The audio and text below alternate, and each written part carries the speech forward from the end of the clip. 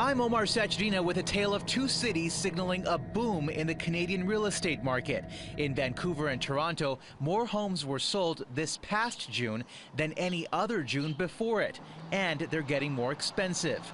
A detached house in Toronto now costs on average more than $1 million, up 14% from last year.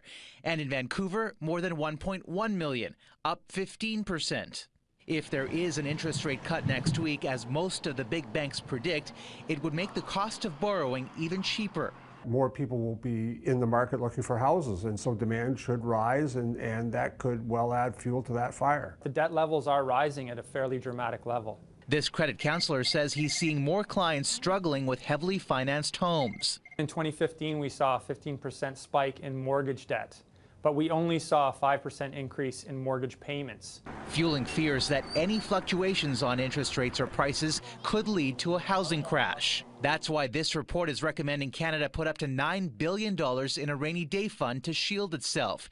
Insurers would pay a portion of their profits into a reserve overseen by the government. Given the history of the last few years that we saw in a housing crisis in Spain and Ireland and in the US, we just want to have the Canadian marketplace prepared. The International Monetary Fund has already raised red flags about Canada's housing market, but the finance minister says he's confident there is no bubble, Graham. Omar Sachedina in Ottawa. Thanks, Omar.